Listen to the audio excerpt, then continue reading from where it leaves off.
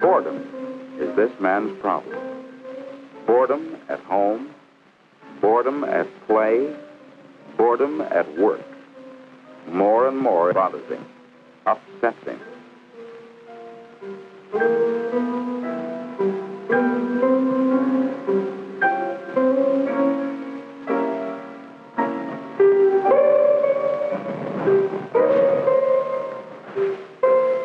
Today, finally, acting at the suggestion of his family doctor, he's made an appointment to see a psychiatrist. And yet here on the threshold, he hesitates, still battling himself, still holding back. This going to a psychiatrist, is it really the right thing to do? Is boredom worth all this fuss? Can a psychiatrist really help?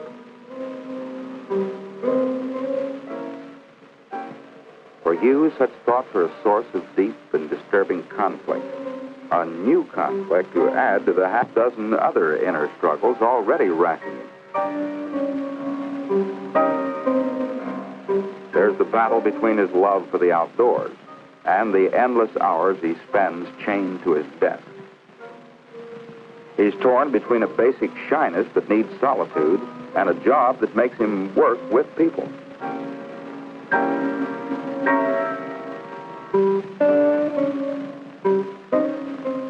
Between his yen to do field work and his need for job security.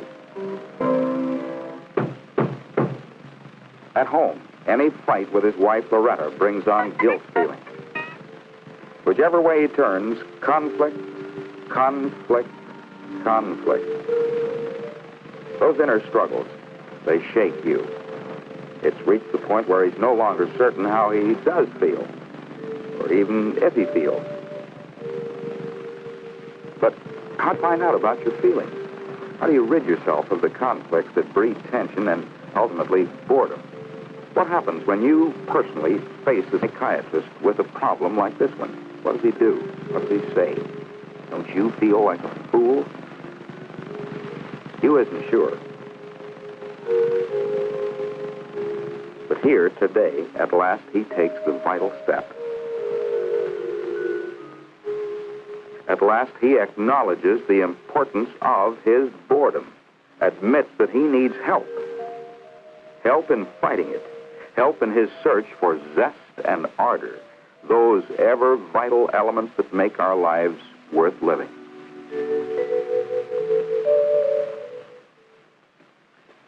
Well, that takes care of the statistics, Mr. Marriott. Now, what seems to be your trouble? You're the psychiatrist. You tell me. People get confused about psychiatrists, Mr. Marriott. No one can tell you how to run your life. Now, I can help you scout out the roads, but you're the one who has to decide where it is you want to go. Now, let's try again. What is it that's bothering you, the way you see it? What's bothering you? It's almost easier to tell what isn't. Sure, boredom's the issue, but it reaches into so many areas.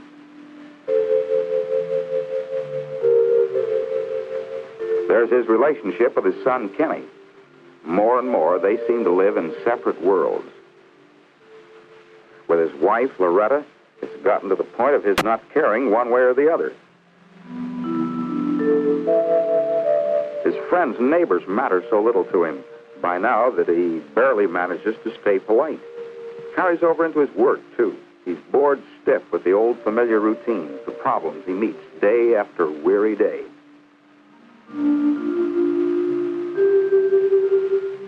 He can't stand the people he has to deal with, hunts excuses to be rid of them. Even at night, boredom stays with him.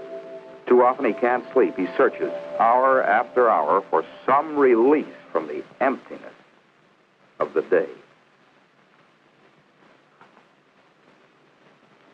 No one likes that kind of thing. How long have you felt this way? Too long. Months. Years. I can't even remember when I really cared about anything. But back when you were a boy, though. Oh, then? Yes, things were different. So damn different. You might give us an angle we can use. What did you enjoy doing most? The things a man remembers when he thinks back, the happy times he knew when he was a kid. For Hugh, there were those crisp days in the uplands, hunting. The thoughtful hours alone out on the water. The joy of doing things with his hands, things his father taught him. How to saw a board, how to overcome the stubbornness of machinery, how to hold a shotgun and lead a bird. Crafts, hunting, working with your dad. Maybe these are the clues we've been looking for, Hugh. No matter how bored a man is, he can break loose sometimes if he can zero in on the things that meant the most to him as a youngster. You might even pass some of them on to Kenny. To Kenny? Ever try working with him? Sometimes. Not much. Might not do any harm to think about it. You never know for sure what's going to help in this business. I have a free hour next Tuesday, if you'd care to drop by, say 2 o'clock. I guess so. Doctor, this whole business has me all upset. Can you prescribe something for me? A tranquilizer, perhaps? Medicine helps sometimes, but let's wait a while. You may not need anything once you understand what's bothering you. All right. Home again, and hope begins to grow in Hugh. He wants to reach out, do something, like with Ken, the way Dr. Jeffers suggested. If only they could work together, build a doghouse maybe. Only things don't always shape up quite the way you figure.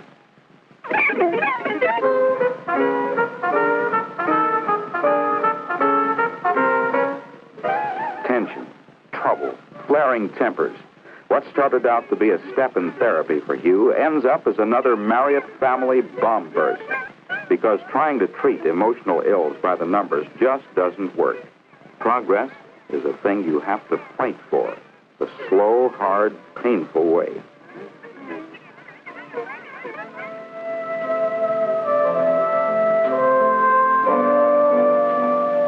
Yet Dr. Jeffers doesn't seem too upset when he hears about it all at Hugh's next session. Just try something simpler, that's all. Like a hike. Something that you both like to do, where you can relax instead of fighting. But over and beyond such practical measures, Dr. Jeffers feels it's vital that Hugh get to the true roots of his trouble.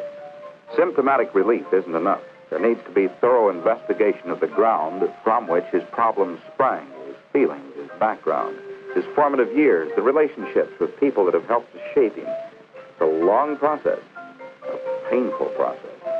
Hugh doesn't like it. A dozen times he's tempted to quit, and yet there's enough progress that he goes on.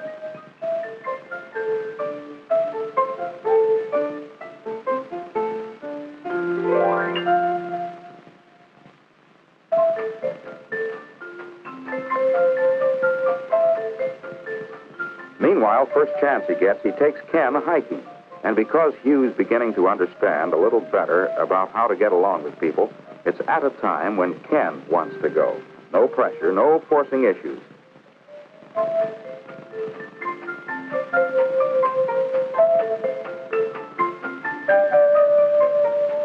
out here for this brief moment, Hugh relives again some of the happy hours of his own childhood, full of surprises, full of the pleasure he always found in the open, away from pressures, away from conflicts. It's a thing he can share with Ken now, a thing that creates no tensions, makes no demands upon them, just the oneness of father and son walking along the water's edge together.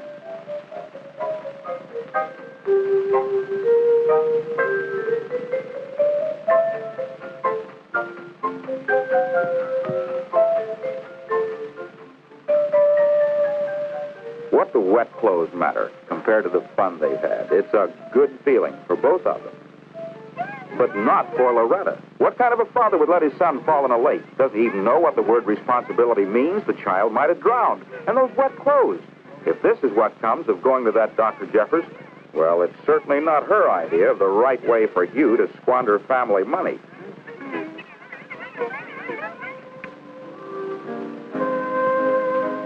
Dr. Jeffers understands, though he does wonder about one thing.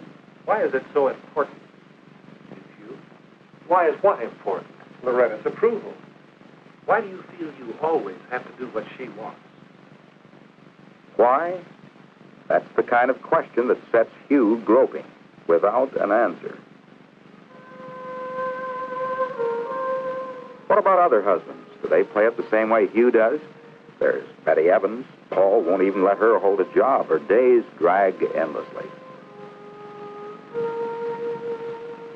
Cornelia Beard, she never knows where Claude is or when he'll be home. The way he cheats on her is a scandal. Maxine Finsterwald's husband won't let her have children. Too much bother, too much expense. So, Maxine is left empty and envious, unfulfilled. And Paulette King, how she dreads those camping trips her husband drags her off on.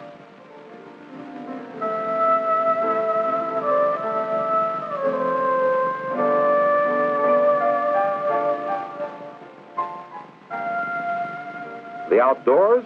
It's for the birds. Those fellows don't seem to take the same approach you do they? It's still no way to treat your wife. How should you treat her? Well, you know, a fellow ought to go. Not push her around, is that it? A woman deserves a little happiness. Even when she gets in her husband's way, interferes with what he wants personally? Marriage isn't built on selfishness. Oh, I agree, but there are other ways to look at it, aren't there? I guess so. But you don't buy them.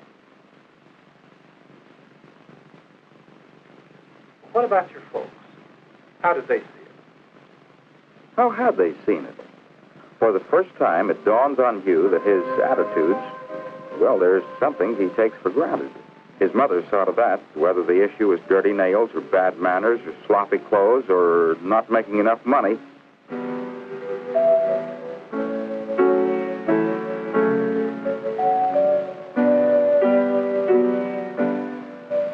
Especially not making enough money. Sometimes Hugh's father would stalk out. But whatever happened, there still wasn't enough money.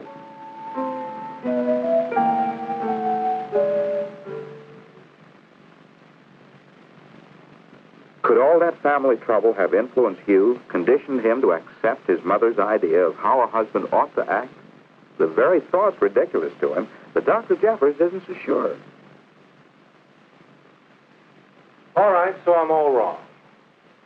What about the girls you didn't marry? The girls I didn't marry. Well, let's think about them, that's all. Maybe we can figure out what made you back off. The girls Hugh didn't marry, like Sue, for instance. Fun all the way. But sloppy as she was, what kind of a home would she keep?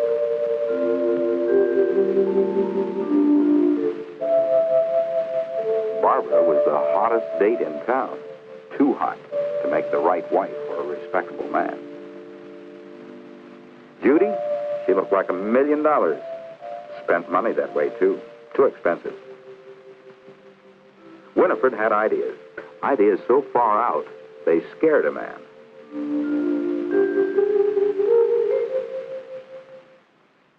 Sloppiness, passion, extravagance, nonconformity.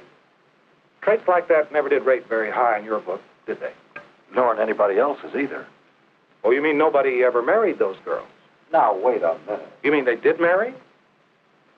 It couldn't be that your mother set the standards for you, could it? Where the other fellows figured that fun and excitement and sharp ideas, high voltage, were maybe worth a few adjustments. Loretta, it finally dawns on you that in a lot of ways, she's like his mother. The standards she holds to, the things she believes in, they're the same.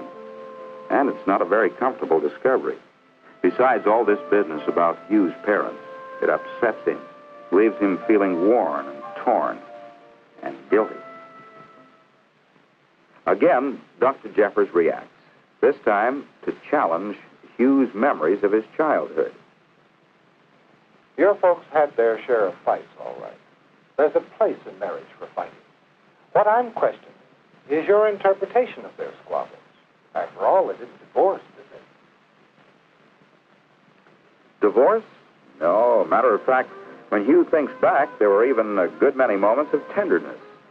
Wild flowers his father would bring home to his mother.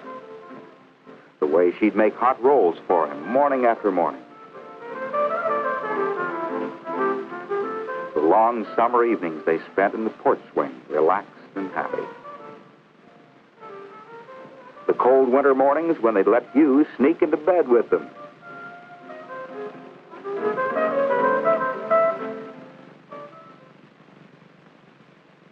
By the time Dr. Jeffers is through, Hugh realizes that his past recollections have been on the selective side. Everyone does it, Hugh. It's so much easier to blame your troubles on your family, our teachers, the place we grew up, instead of standing on our own 2 feet and fighting out our problems.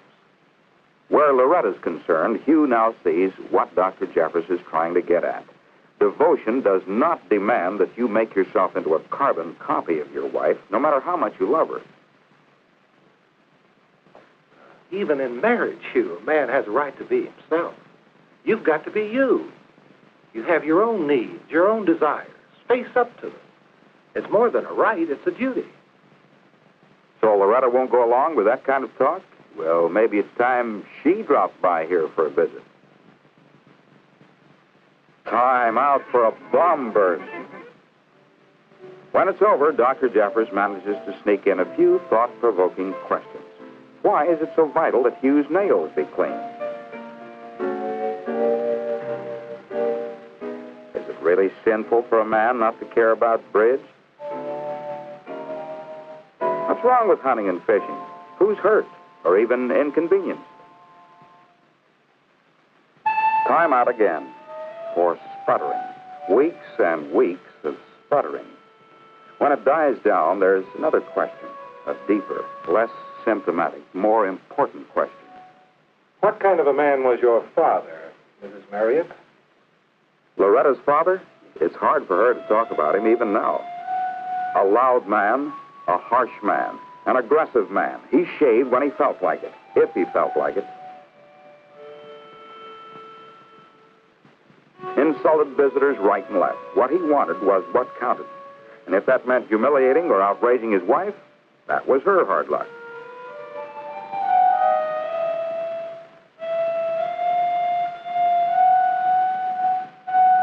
He was a good provider, though, and he certainly bragged enough about it.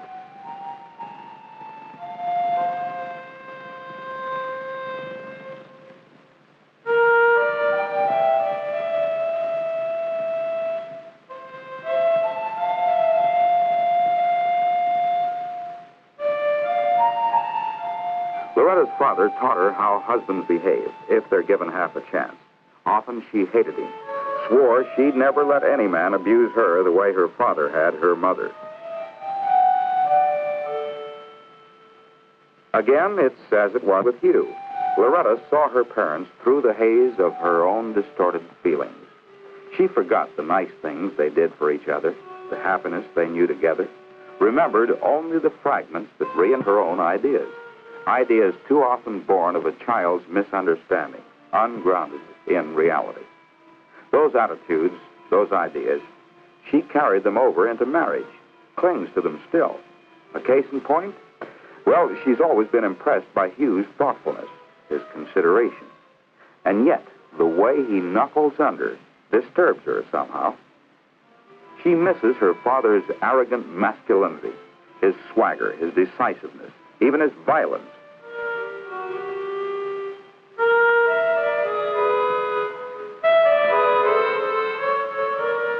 Unconsciously, she holds Hugh in contempt for giving in to her, grows depressed and resentful at what she thinks of as his weakness. It's a warped viewpoint. And as Loretta begins to understand herself and Hugh a little better, she goes along with him more, accepts him as he is instead of trying to make him over. When, on impulse, he decides to take Kenny fishing, she puts a curb on her tongue. Bridge tonight? Hugh plays if he feels like it. Goes to his workshop if he doesn't. It dawns on Loretta that she and Hugh fight more often. And somehow, that's actually a relief. Better by far than the dull, gray dreariness of Hugh's boredom.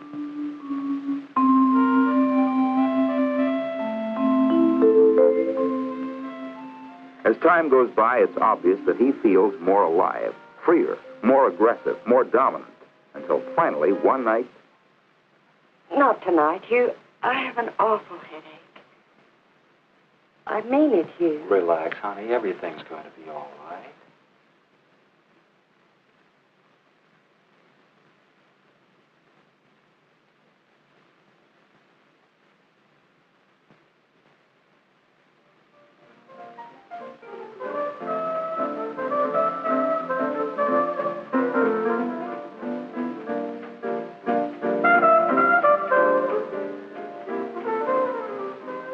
Hey, what's this? You know, lover boy, I'm beginning to wonder if you're not a lot more man than I thought. Things begin to work out better between Hugh and Kenny, too. There are fishing trips, home workshop projects, nights on the town together. Kenny's apathy fades. His grades come up. Finally, he even talks Hugh into having another try at finishing the doghouse. For Hugh, it's a great moment. He sees now how important it is for him to work with Kenny instead of bossing him, to accept boy-level work instead of criticizing. All the time he feels better himself, more alive, more alert, more awake to the zest of living. Matter of fact, it's only on the job that he's still aware of tension. There, well, it's just not good. He sees now that office duty isn't for him. His place is out in the field, on the construction end. And yet he can't afford to break away from Consolidated. Come right down to it, he really doesn't want to. Dr. Jeffers tries to help, suggests that Hugh makes an effort to rouse more interest in his work by exploring the company thoroughly. Check into each department and its function. Get better acquainted with the men he works with as individuals. Learn their problems and interests. Let them know his. Good ideas, all of them, they help, but they're still not enough. With every plan that crosses Hugh's desk, the old urge to get out into the field comes back. Finally, he confesses the truth to Dr. Jeffers. More and more, he's tightening up again, resenting his job, retreating from reality, back into his old habits of apathy and boredom. I understand. Do the folks down there know how you feel about it? About field work? Who are you kidding? If you want to hold a job, you don't go around griping to the boss about it. Oh, you really think they call it griping? Well, wouldn't they? Well, you wouldn't be complaining. You'd just be a chance to use your full potential. A man feels the way you do about field work, chances are he's got a talent for it. Why hide it? Let your boss know that you've got an ability he's not using. Between the two of you, you might be able to figure out an angle. It's a new thought for Hugh. He hesitates, hedges, broods about it. Then one day, Consolidated's awarded the contract to build a big new dam. Hugh's boss admits the project has him worried. I just don't know, Hugh. It's a good deal all around. But from the field end, those stresses are going to be some darn sticky problems. Ed, I just may be able to help you with that. You? On a field assignment? I'm a good man on stresses, Ed. Real good. Why, remember, I was in the field the day you hired me. But I thought, what about Loretta? I'll be doing the work, Ed, not Loretta. I'd like to take a shot at it, Ed. I really would. Hugh is still grinning like a Cheshire cat when he talks to Dr. Jeffers 2 days later. So that's the way it is, Doctor. I'll be out of town for a few months. How's Loretta taking? I gave her a choice. Either stay here or come along in a house trailer. She's coming. What about Kenny? He's on cloud 9 thinking about the shroud in those mountain trees. So now might be a pretty good time to take you off therapy for a while. Could be. Is there a cure for boredom, then? Hugh still isn't sure. Too many things depend on what you mean when you say cure. But he does know that slowly, painfully, you can learn to live a richer, fuller life. If only you'll be yourself. Fight through and resolve your inner conflict. Face the person that you really are. Only thus can you bring to a successful end your search for zest and ardor. Free yourself of apathy and solve forever your problems of boredom at work.